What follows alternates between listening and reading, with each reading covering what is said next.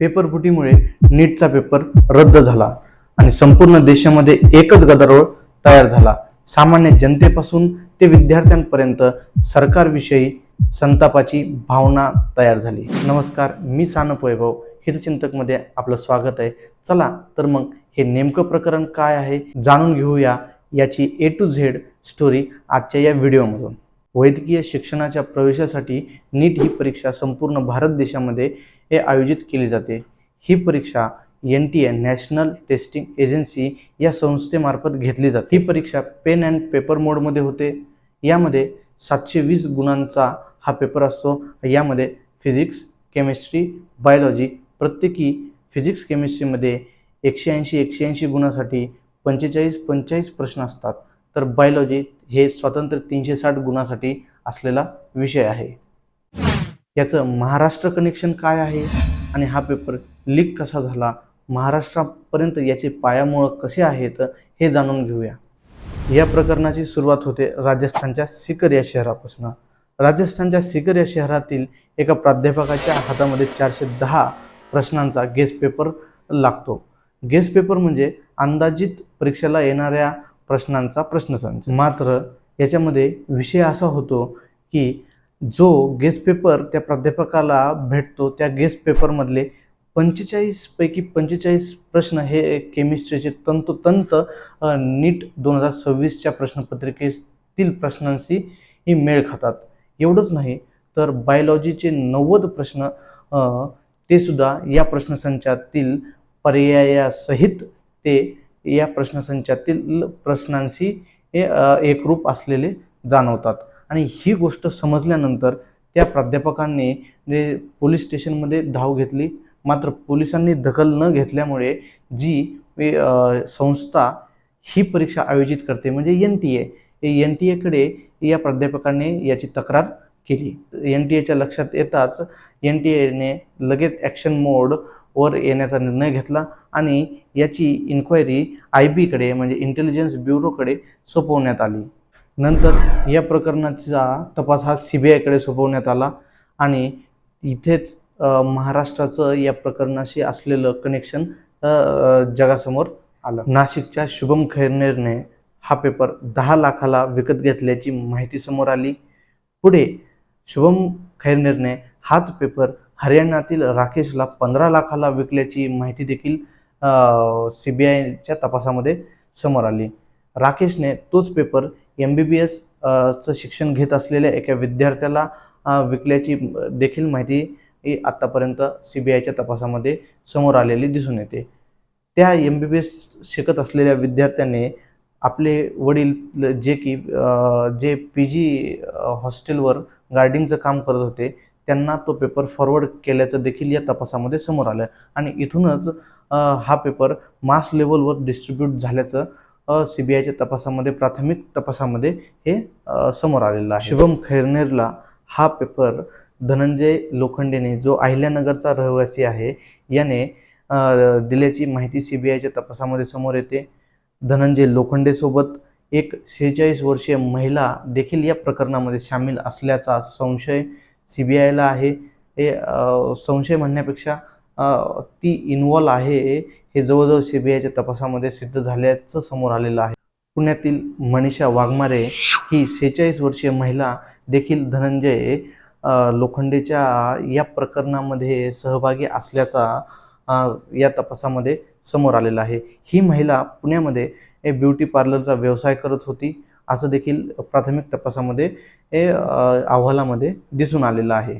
तर धनंजय लोखंडे, मनीषा वाघमारे आणि त्यांच्यासोबत टेक्निकल बाजू हाताळण्यासाठी शेषराव नावाचा व्यक्ती देखील त्यांच्यासोबत सामील असल्याचं समोर आलेलं आहे. शेषराव हा टेक्निकल बाजू म्हणजे WhatsApp ग्रुप तयार करणे, टेलिग्राम ग्रुप तयार करणे किंवा सोशल माध्यमांवर हा पेपर कसा जास्तीत जास्त विद्यार्थ्यांपर्यंत पोहोचवला जाईल आणि त्यांच्याकडून मोठी रक्कम कशी वसूल करता येईल याचं सगळं आराखडा तयार करण्याचं जे काम आहे हे शेषराव नावाच्या एका व्यक्तीकडे, एका माणसाकडे या धनंजय लोखंडे आणि मनीषा वाघमारेने दिलेलं दिसून येतं. या पेपर फुटी प्रकरणामध्ये लातूर कनेक्शन देखील समोर आलेलं आहे आणि लातूरमधील सेवानिवृत्त प्राध्यापक केमिस्ट्रीचे ते प्राध्यापक होते PV कुलकर्णी नामक प्राध्यापक, जे की NTA पेपर सेट करण्यामध्ये त्यांचा देखील काही प्रमाणामध्ये रोल असल्याचं समोर येत आहे.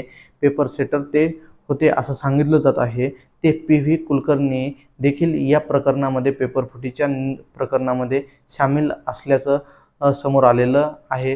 तसंच या PV कुलकर्णी जे प्राध्यापक आहेत सेवानिवृत्त, यांनी हा पेपर खाजगी क्लास चालकांपर्यंत पोहोचवल्याचा संशय CBIला असल्याने हे आज खाजगी चालकांची देखील कसून चौकशी करण्याचं काम CBIने केलेलं आहे.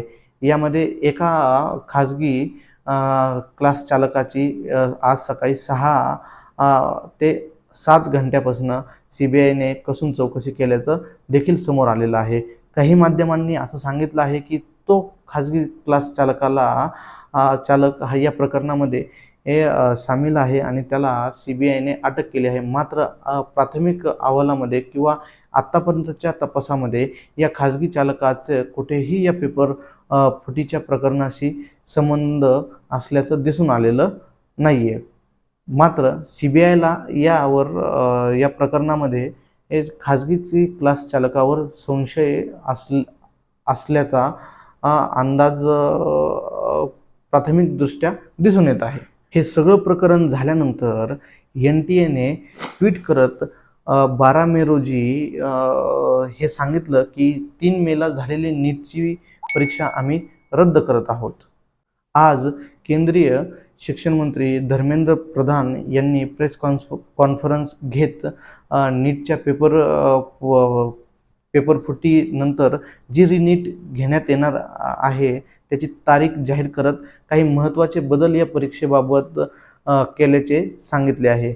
यामध्ये सगळ्यात महत्त्वाचा मुद्दा त्यांनी असा सांगितला की हा जो नीटचा पेपर आहे, जो रद्द झालेला आहे, तो परत 21 जूनला घेतला जाईल आणि विद्यार्थ्यांना जे सेंटर हवे असतील ते सेंटर त्यांना दिले जातील. विद्यार्थ्यांनी जी या परीक्षेसाठी प्रवेश शुल्क भरला होता तो देखील त्यांना परत केला जाईल आणि यानंतर म्हणजे 2026 नंतर जे काही पेपर होतील वैद्यकीय प्रवेशासाठी, म्हणजे नीटचे पेपर जे काही होतील ते हे कॉम्प्युटर बेस्ड असतील.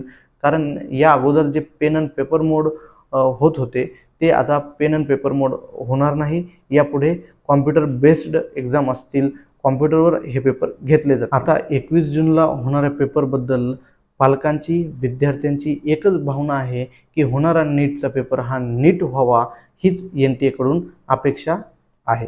व्हिडिओ आवडल्यास आणि असेच नवनवीन माहितीपूर्ण व्हिडिओ बघण्यासाठी आमच्या हितचिंतक या चॅनलला लाईक, शेअर, सबस्क्राईब करायला विसरू नका.